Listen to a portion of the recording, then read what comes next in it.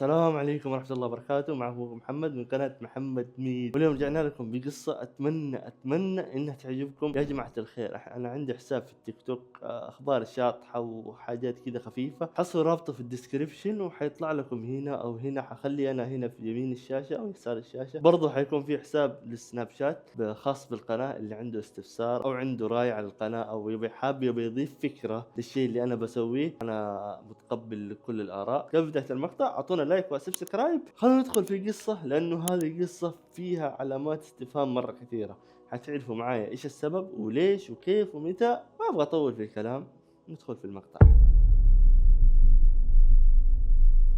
تبدأ أحداث قصتنا في عام 1999 تحديدا في لندن، في مطار هيثرو. فالموظفين اللي في المطار يوم من الأيام اكتشفوا إنه في شنطة لشخص مسافر لكنه ما أخذها، فتوقعوا إنه داخلها شيء غريب. فهنا على طول استنفرت القوات البريطانية كلها، صار في حظر على المكان، وجابوا الكلاب البوليسية عزكم الله وإدارة الأثر وحتى إدارة المتفجرات عشان يعرفوا إيش اللي داخل هذه الشنطة، لأنهم خايفين إنه ممكن شيء هذا اللي داخل الشنطة يكون شيء متفجر، وحتى هنا تكون أشياء ممنوعة. فانتظروا ساعة، ساعتين، 3 ساعات، لكن ما في أحد جاء، لأنهم توقعوا إنه ممكن يكون صاحبها نسي هذه الشنطة. لكن بعد ما انتظروا هذه الفترة كلها، هنا حسوا بشيء وقالوا إنه ممكن اللي ترك هذه الشنطة يكون متعمد. فبعد ما مرت 3 ساعات جابوا أخصائيين متفجرات عشان يفتحوا هذه الشنطة، لأنهم توقعوا أكيد اللي يكون داخل الشنطة هي متفجرات. لكن أول ما فتحوا الشنطة هنا شافوا شيء وشافوا منظر ما راح يقدروا ينسوه طول حياتهم. اللي اكتشفوه ان داخل هذه الشنطة في جثة، فكانت مقطعة بشكل احترافي جدا. ولما اخذوا الجثة للطب الشرعي عشان يحللوها، اكتشفوا ان هذه الجثة لسيدة. فمن هنا بدأوا يدوروا ويبحثوا في كل مكان، لعل وعسى يحصلوا شخص له علاقة في هذه الشنطة. ولما شافوا انه ما في حد سأل عنها، على طول راحوا توجهوا الى الكاميرات عشان يتأكدوا هل في احد ترك الشنطة وراح، وكيف جت الشنطة لهذا المكان، كيف صارت هذه الصدفة كلها وجثة داخل الشنطة. فلما راحوا للكاميرات راحوا عشان يشوفوا اذا في احد معاه نفس هذه الشنطة. الموضوع هنا ما كان سهل عليهم، لانه زي ما تعرفوا مطار هيثرو مطار دولي، فطبيعي آلاف الأشخاص كل يوم بيدخلوا ويخرجوا من هذا المطار، فكان صعب انك تحصل الشيء اللي انت تبغاه بين هذه الآلاف. فكان هدفهم الأول أول ما رجعوا للكاميرات انهم يعرفوا نوع الشنطة، وبالفعل من خلال كاميرات المراقبة رصدوا شخص كان معاه نفس الشنطة. فأول ما دخل مواقف المطار وكان ماسك الشنطة، على طول تركها وهرب. فهنا اتبعوه الشرطة، كانوا بيعرفوا وين راح بعد ما حط الشنطة، واللي عرفوه انه ركب واحدة من الطيارات. لكن الشيء الأغرب انه لما أخذ التذكرة أخذها وحاسب كاش، ما دفع بالبطاقة. فراح وركب أول طائرة كانت متجهة إلى لبنان. وبعد ما دوروا عليه وبحثوا في كل مكان ومن خلال الكاميرات، عرفوا أن هذا الشخص من لبنان الحبيبة واسمه يوسف أحمد. والشيء اللي راح يصدمكم أكثر أنه يوسف أحمد كان يشتغل في الخطوط الجوية الكويتية في وقتها. طيب لحظة، هو ايش علاقته بالسيدة اللي حصلوها مقطعة في الشنطة؟ انا عارف انه في كثير الحين ما فهم، فعشان كذا لا تستعجلوا، راح تفهموا كل شيء في القصة. فقامت السلطات البريطانية وخاطبت السلطات اللبنانية انه احنا عندنا شخص متهم وهو من جنسيتكم وراح لبلدكم واحنا نبغاه. فهنا اعطوهم بيانات الشخص كامل. بالفعل قبضوا عليه، واللي عرفوه انه عمره 30 سنة. لكن السلطات اللبنانية كان عندهم نظام، يعني الشخص لو كان لبناني وسوى مصيبة برا لبنان ما يسلموه لأي دولة ثانية، لا، ياخذوا أوراق القضية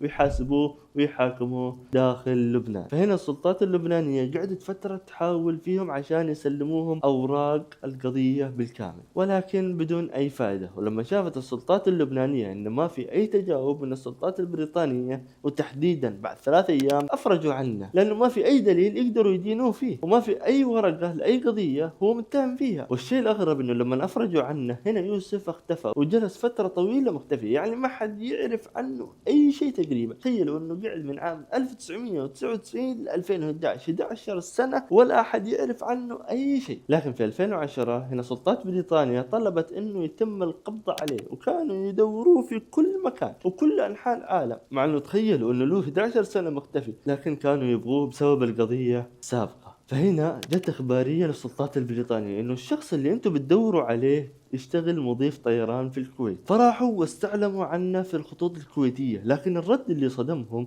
إنه يوسف مختفي من 11 سنة، من عام 99 ما له أي أثر، لدرجة إنه بعد ما اختفى ما رجع يشتغل معاهم مرة ثانية. وهنا كانوا يدوروا عليه في السعودية وفي الإمارات وفي كل دول الخليج، لأن يوسف كان يشتغل في الخطوط الجوية الكويتية، يعني يسافر دول الخليج دائما. يعني قالوا إنه ممكن يكون في وحدة من دول الخليج ويكون عنده معارف هناك لناس يقربوا له، فراحوا يدوروا عليه لكن ما حصلوا. في عام 2010 جت إخبارية ثانية للسلطات البريطانية إنه الشخص اللي أنتم بتدوروا عليه ترى موجود في مملكة البحرين. وبالفعل السلطات البريطانية أرسلت خطاب إلى السلطات البحرينية وقالت إنه إحنا عندكم متهم احنا نبغاه، واعطوهم مواصفات يوسف بالكامل وصوره. وبالفعل نشروا صوره في كل مواقع الاعلام. لكن الشيء اللي صدمهم انه بالفعل يوسف كان موجود، لكن الشيء اللي راح يصدمكم اكثر انه ما كان باسم يوسف. فمن وقت ما افرجوا عليه السلطات اللبنانية في عام 99 كان يستخدم جواز اصلي، يعني ما هو مزور، لكن كان بشخصية ثانية. الصدمة الاكبر انه قدر يسافر بهذا الجواز لمدة 11 سنة، فكان مسجل في الجواز انه اسمه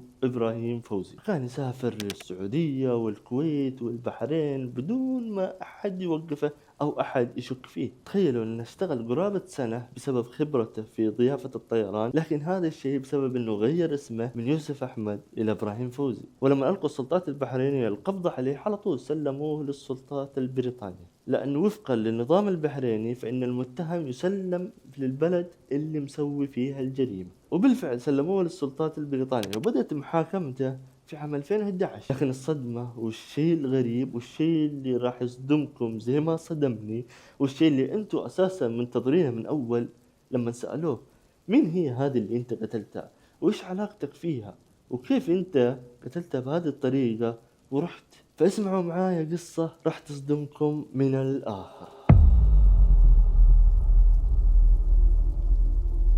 فيقول يوسف أنا مضيف طيران وكانت رحلاتي دائما لدول الخليج، لكن في هذاك اليوم وعلى غير العادة الخطوط الجوية الكويتية كانت متجهة إلى لندن، وأنا عندي هناك أخوي لندن، يعني ساكن هناك في لندن. فدقيت عليه وقلت له إنه أنا جاي لندن ممكن أقعد لقرابة أسبوعين بسبب عملي. فقال لي تعال. فقلت له هل عندك سكن؟ أنا بجي بسكن، عندك سكن؟ فقال لي أنت تعال وأنا راح أتصرف. فلما وصل يوسف كان في باله إنه ممكن أخويا ما عنده سكن وأنا أبغى أروح أستأجر. فهنا أخوه قال له ليش أنت تستأجر وأنا عندي لك شقة موجودة في مكان جميل وراح تنبسط فيها. هنا يوسف قال له أوكي أنا ما عندي مشكلة، بس فين المكان؟ فقال له أخوه أنا عندي زميلة عمل بيني وبينها شغل، وهذه عندها شقة راقية وعندها شقة إطلالتها مرة جميلة فراح تعجبك، فروح انت ونام فيها لان هي اغلب الوقت برا الشقة. فهنا يوسف وافق وراح معاه للشقة. فهنا يوسف كان شبه قلقان من قدوم البنت وانها تشوفه بهذه الطريقة. فهنا اخوه حب يطمنه وقال له ترى هذه البنت بيني وبينها شغل، يعني هذه زميلة عمل ما تجي للشقة الا من فترة لفترة، يعني لما تجي الشقة يكون عندها شغل. والشيء اللي ما تعرفه ان اخو يوسف كان متزوج وكانت شقته صغيرة، وما شاء الله هو متزوج وعنده اولاد، فالشقة صارت صغيرة فما قدر انه يجيب اخوه ويسكنه عنده. فسكن يوسف في هذه الشقة. وبعد ما مرت كم يوم هنا البنت جات للشقة،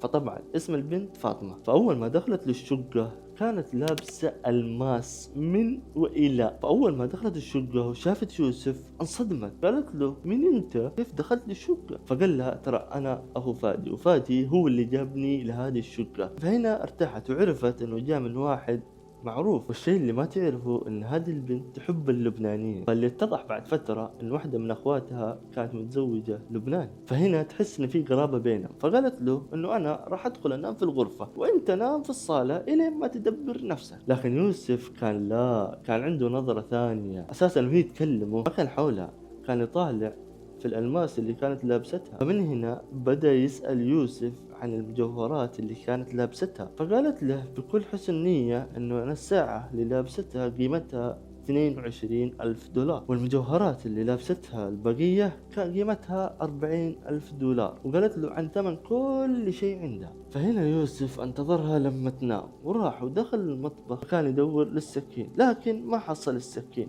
فشاف قدامه ساطور، فأخذ الساطور فكان يحاول إنه يسرق، يعني كان يبي يخوفها بس. فهنا أول ما دخل الغرفة وبدأ يسرق المجوهرات على طول حست عليه وبدأ تصرخ. هنا يوسف جاء وحط يده على فمها، فهنا لما شاف إنه الموضوع انكشف على طول ضربها 3 ضربات إلى ما أنهى حياتها.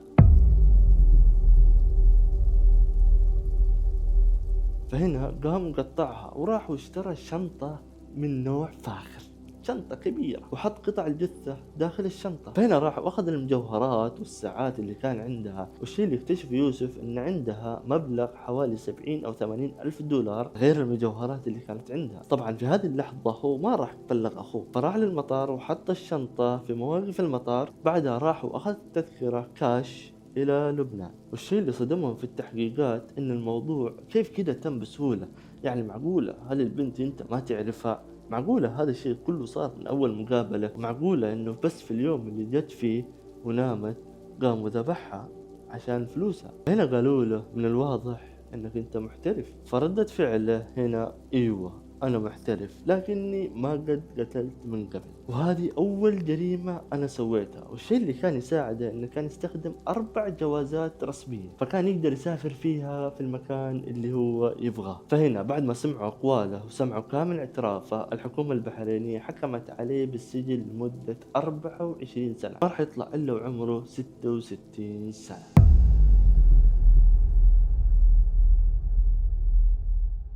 والله قصة غريبة يا اخوان، ترى من اغرب القصص اللي انا ممكن كتبتها او رويتها حتى. والله بعض القصص غريبة يا اخوان، يعني زي هذه القصة فيها اشياء مرة كثير غريبة. يعني بداية القصة ونهايتها في وسط القصة وكيف انه اختفى وكيف رجع. والله بعض القصص تحسها كذب لو ما في مصادر. هذه هي قصة وصار. ففي نهاية المقطع لايك وسبسكرايب ومتابعة للقناة. سلام عليكم.